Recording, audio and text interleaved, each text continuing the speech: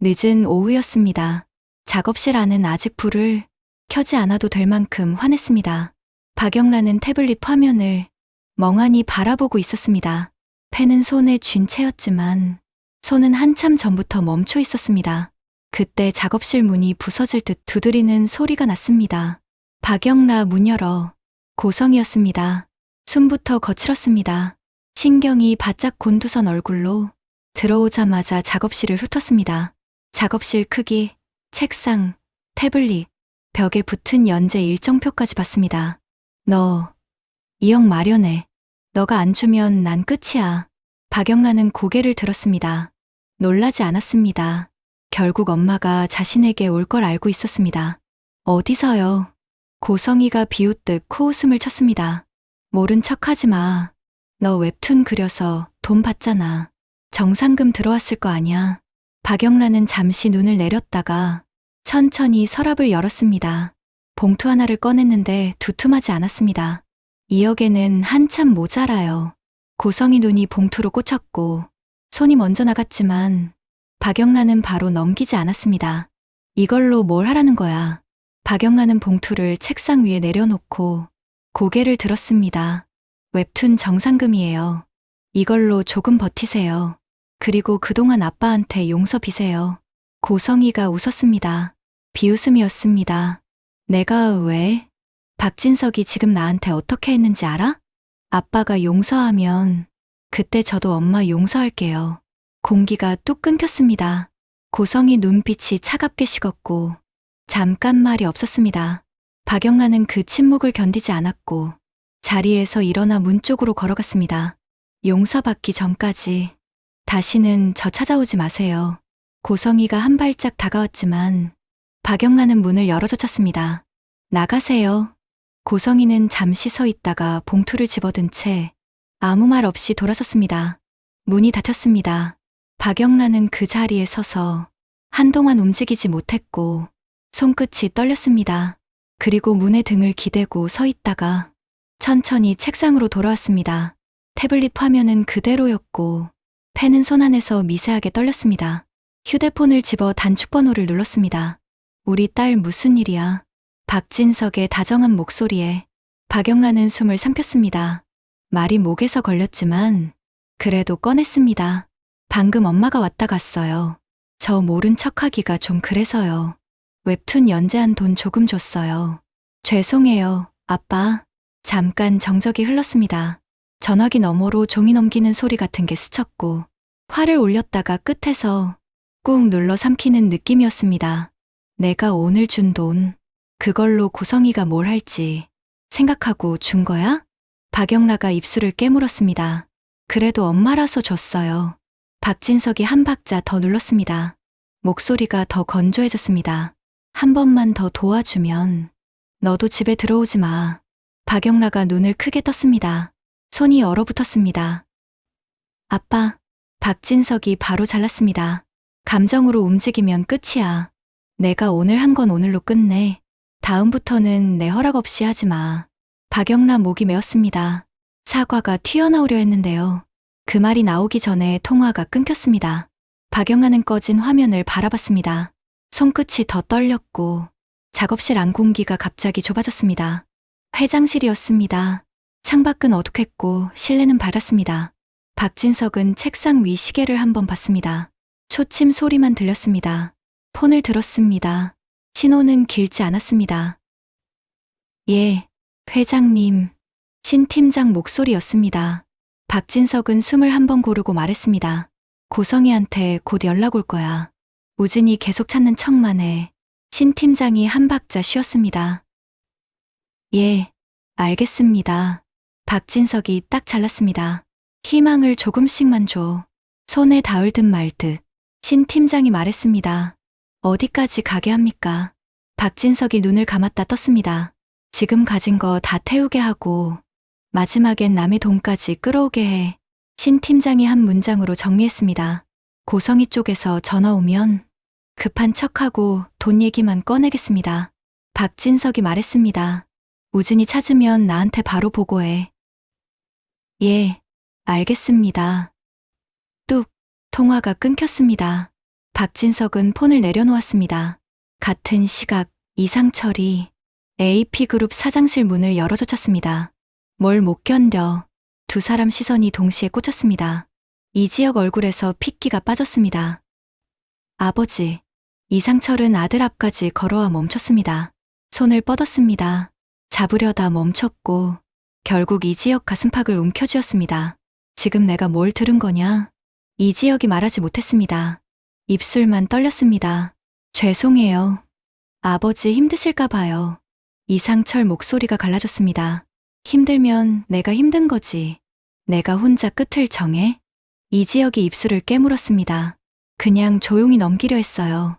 이상철이 아들을 더 끌어당겼습니다. 조용히 넘길 게 따로 있지. 내가 사라지는 걸 내가 어떻게 넘겨. 이지혁이 끝내 무너졌습니다. 울음이 터졌고 이상철 가슴에 얼굴을 박았습니다. 이상철도 버티지 못했습니다. 아들 등을 감싸 안은 채 숨을 떨궜습니다. 성재도 같이 눈물을 쏟았습니다. 잠시 뒤 병원으로 달려간 이상철은 진료실 문이 닫히기도 전에 의사에게 말했습니다. 다른 길은 없습니까?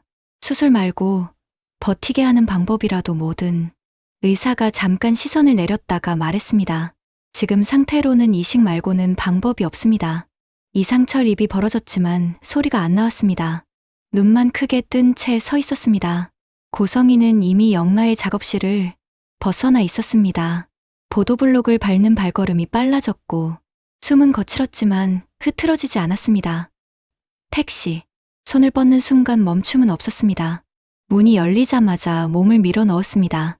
뒷좌석에 몸을 기대자 품에 안은 봉투가 느껴졌습니다. 손이 먼저 움직였습니다. 확인하듯 어루만지듯 종이의 각이 손바닥에 박혔는데요. 그 감촉이 성의를 다시 일으켜 세웠습니다. 쫓겨나던 순간이 스쳤습니다. 신발도 못 신은 채 계단을 내려오던 기억, 고개를 들 수 없던 시선들. 하지만 그건 오래 남지 않았습니다. 봉투 하나로 전부 밀려났습니다. 끝났어. 입술이 비틀리며 혼잣말을 했습니다. 박진석, 그리고 내가 아끼는 그 아들까지. 창밖 불빛이 눈동자에 박혔습니다. 반짝임이었습니다. 두려움이 아니라 계산이었습니다. 이 종이들, 이 잘린 숫자들, 이게 박진석 숨통에 감길 끈이 될 거란 걸 성희는 확신하고 있었습니다. 그리고 그 끈이 자신을 다시 위로 끌어올릴 사다리라는 것도요. 그녀는 더 이상 밀려난 여자가 아니었습니다. 문 밖으로 쫓겨난 존재도 아니었습니다. 돈을 쥔 순간 성희는 다시 자기 이름을 되찾고 있었습니다. 가온재단 이사장 고성희. 호텔룸 안은 차갑고 적막했습니다. 고성희는 불도 켜지 않은 채 가방을 침대 위로 내던졌습니다. 가방 입구가 벌어지며 영라에게 빼뜩 가져온 봉투가 보였습니다. 하지만 고성희는 그걸 챙길 겨를도 없이 휴대폰부터 움켜쥐었습니다. 신호음이 몇 번 울리지 않아 연결되었습니다. 신 팀장, 우진이 어떻게 됐어? 어디까지 찾았냐고. 성희 목소리는 호텔 천장을 때릴 듯 높았습니다. 쫓겨난 처지였지만 말투는 여전히 가온재단 이사장이었습니다. 수화기 건너편 신 팀장의 목소리는 낮고 차분했습니다. 단서를 잡고 움직이는 중입니다. 조금 까다롭네요. 고성희가 신경질적으로 방 안을 가로질러 걸었습니다. 까다롭긴 뭐가. 착수금 마련했으니까 당장 사람 더 풀어. 돈은 얼마든지 줄 테니까. 이번 주 안으로 찾아내. 고성희의 눈에는 도끼가 서려 있었습니다.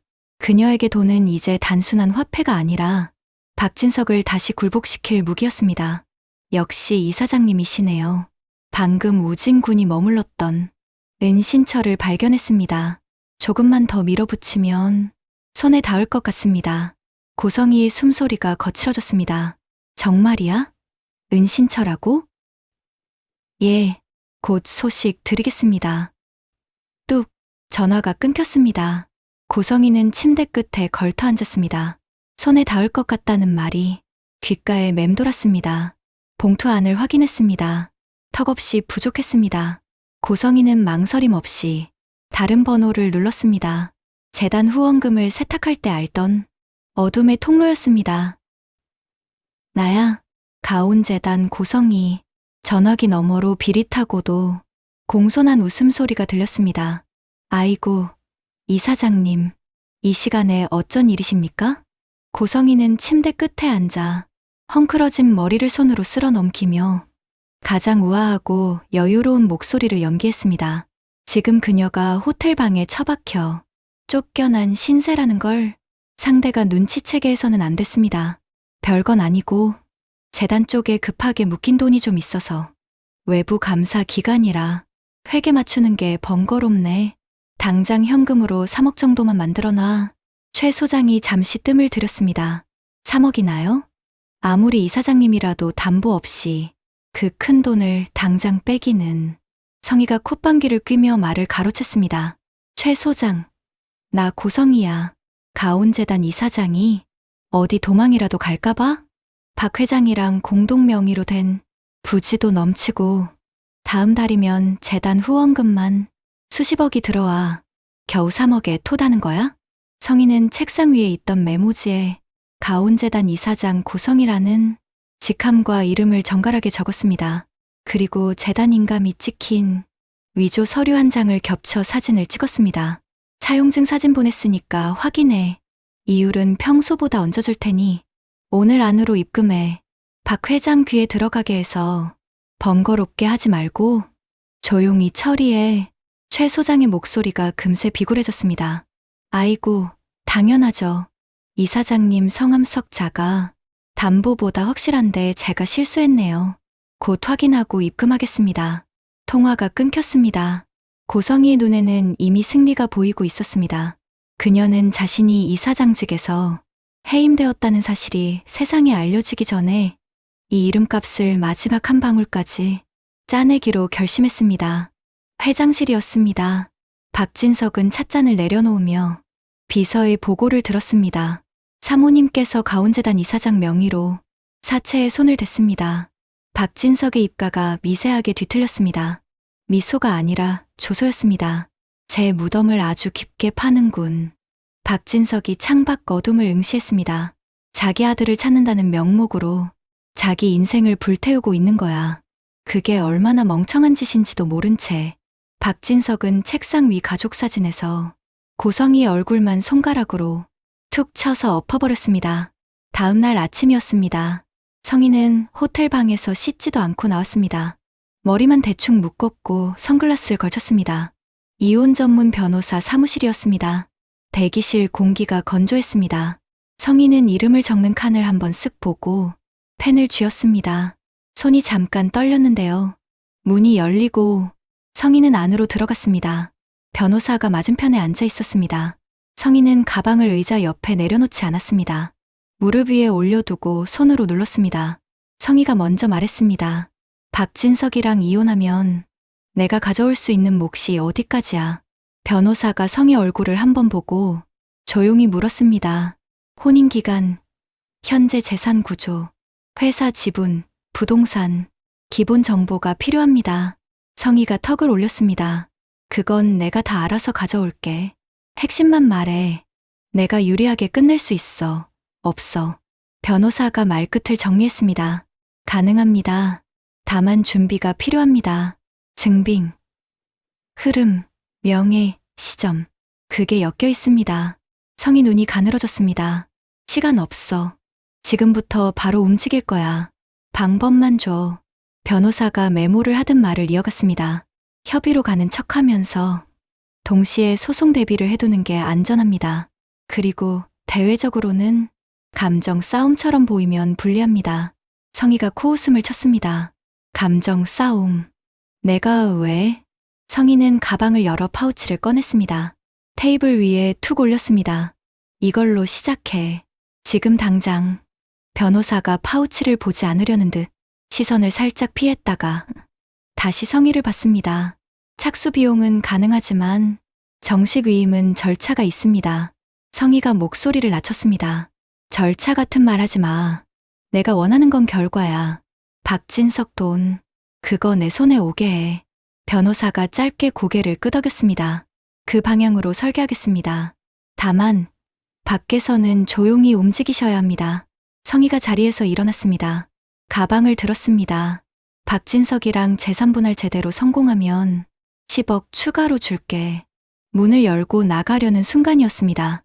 폰이 울렸습니다. 영라였습니다. 성희는 바로 받았습니다. 목소리가 날이 서 있었습니다. 왜? 영라가 숨을 고르고 말했습니다. 엄마 아빠한테 용서 빌었어요?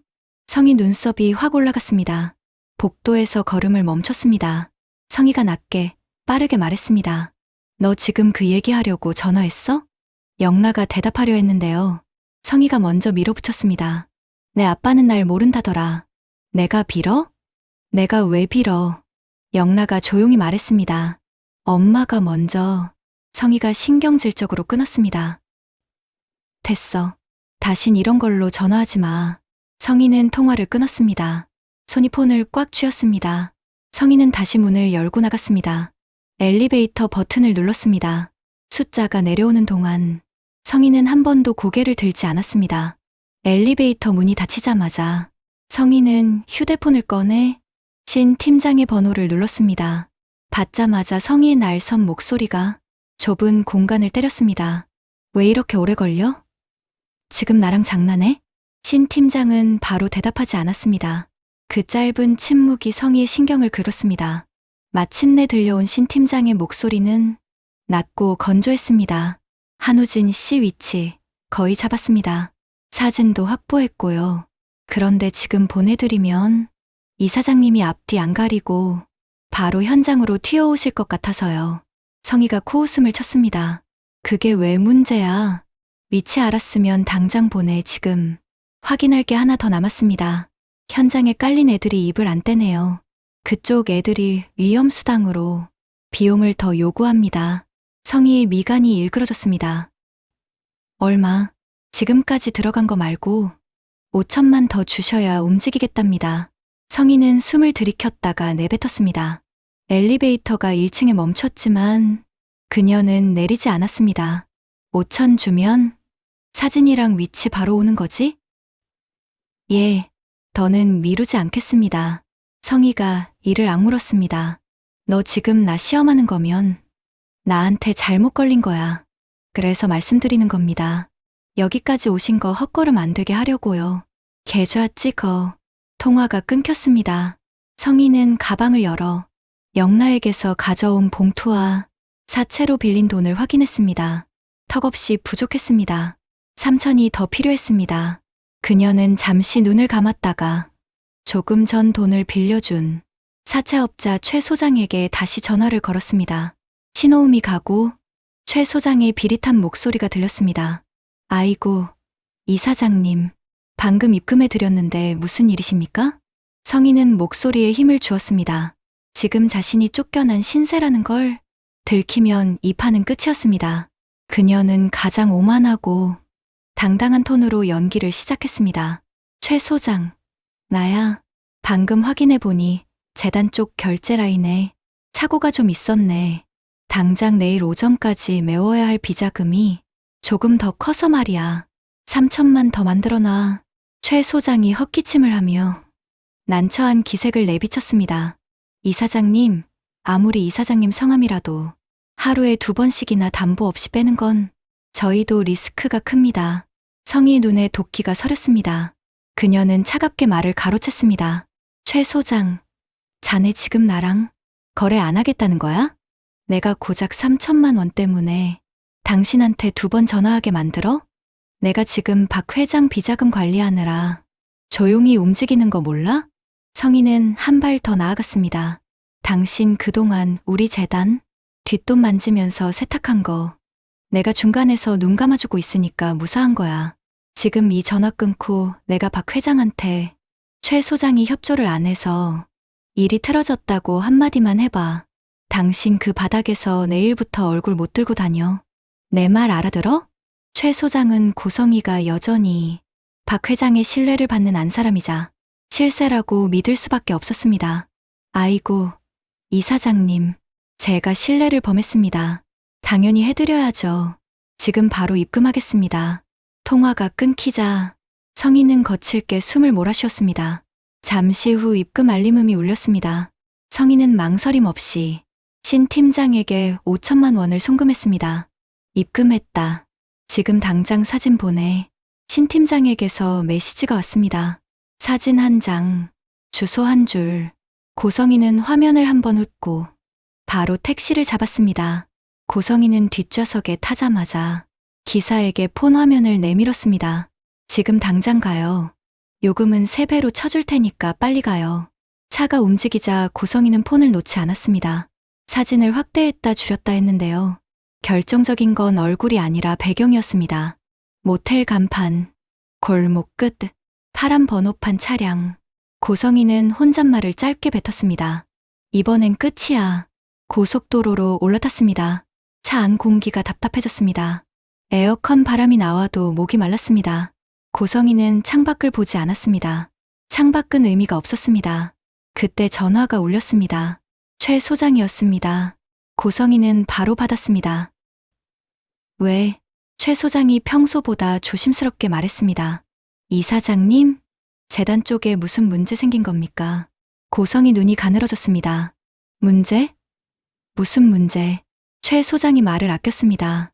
하지만 뒷맛이 남았습니다. 요즘 돌아가는 얘기가 좀 있어서요. 해임 얘기니, 감사 얘기니, 혹시 제가 잘못 들은 겁니까? 고성이는 웃지도 않았습니다. 톤만 낮췄습니다. 상대를 안심시키는 톤이었습니다. 최 소장, 당신이 잘못 알고 있는 거야. 재단은 외부 감사 들어오면 원래 시끄러워.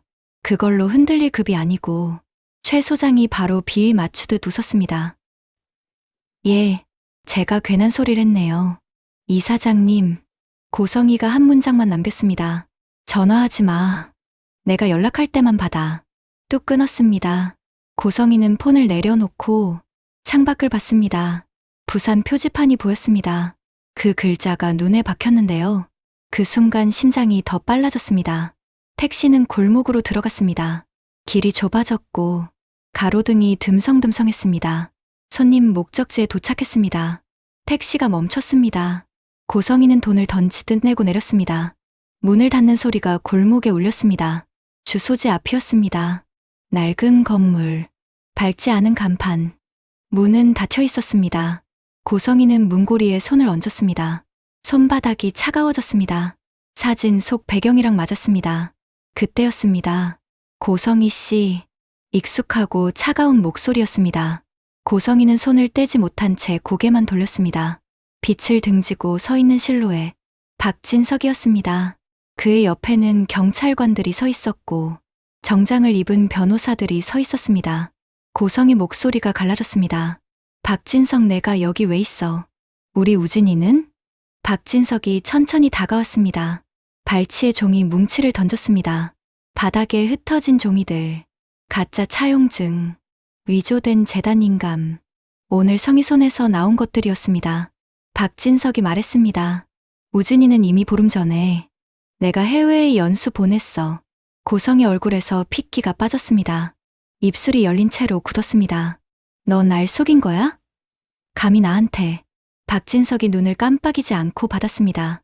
내가 너를 언제 속였니, 성희야? 해임된 이사장이 재단 명의를 도용해 사채를 쓰고 딸 정상금까지 갈취해? 고성희, 넌 오늘부로 상습 사기 및 사문서 위조범이야. 박진석이 고개를 아주 조금 끄덕였습니다. 그 신호에 경찰이 다가왔습니다. 차가운 금속이 손목에 닿았습니다. 수갑이 닫히는 소리가 났습니다. 고성이가 몸을 비틀었습니다. 이거 놓으라고.